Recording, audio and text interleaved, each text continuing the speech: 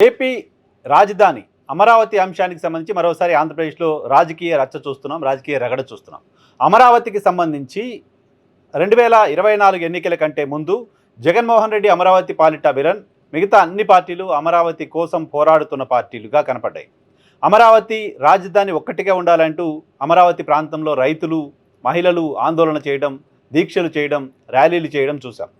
ఆంధ్రప్రదేశ్లో అధికారంలోకి రావడానికి ముందు కూటమి ఇచ్చిన హామీ అమరావతి ఒక్కటిగానే ఉంటుంది, అమరావతి అభివృద్ధి మా ఎజెండా అంటూ అధికారంలోకి వచ్చాయి. 3 రాజధానులకు సంబంధించి జగన్మోహన్ రెడ్డి చెప్పిన మాటని ఆంధ్రప్రదేశ్ రాష్ట్ర ప్రజలు తిరస్కరించారు. మ్యాండేట్ చూస్తే అది అర్థమవుతోంది. ఈ నేపథ్యంలో అధికారంలోకి వచ్చిన కూటమి సర్కారు అధికారంలోకి వచ్చిన తర్వాత అమరావతి అంశంలో చాలా వేగంగా ముందుకెళ్తామని చెప్పారు. అప్పులు తీసుకొస్తున్నారు. 32,000 కోట్ల రూపాయలకు పైగా పనులు పిలిచారు, టెండర్లు పిలిచారు, పనులు నడుస్తున్నాయి. సో అదే సందర్భంగా 2 సీజన్స్లోనూ, మొదటి సీజన్లో, రెండవ సీజన్లోనూ వర్షాకాలంలో అమరావతి ప్రాంతం పూర్తిగా నీటిలో మునిగిపోవడం కనిపించింది. అమరావతి ప్రాంతంలో నీటిని తోడడం కోసం 100 కోట్ల రూపాయలు ఖర్చు పెట్టడం కనిపించింది.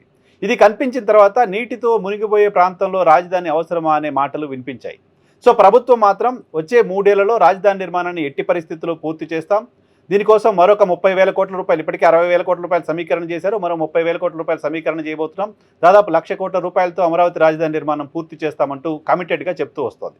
సో ఎన్నికల కంటే ముందు చెప్పిన మాట ప్రకారం అమరావతి ప్రాంతంలో రాజధానిని అభివృద్ధి చేసే కార్యక్రమంలో వేగంగా ముందుకెళ్తున్నట్టుగా కూటమి సర్కార్ చెప్తూ వస్తుంది. కూటమి సర్కార్ వైపు నుంచి ఉన్న మాట ఇది.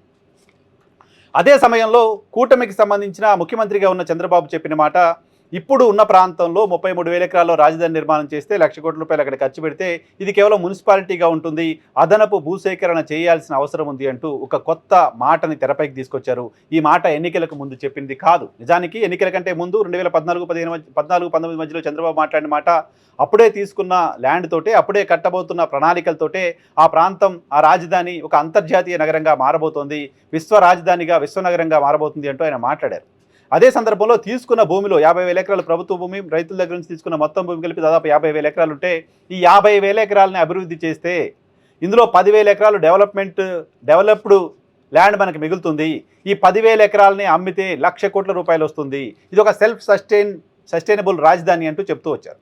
సో ఇప్పుడు సెల్ఫ్ సస్టైన్ రాజధాని, విశ్వనగరం అని మాట్లాడి పక్కకి వెళ్ళిపోయి చంద్రబాబు నోటి వెంటే ఇప్పుడున్న పరిస్థితుల్లో దాన్ని డెవలప్ చేస్తే మున్సిపాలిటీగానే మారిపోతుంది అంటూ మాట్లాడారు.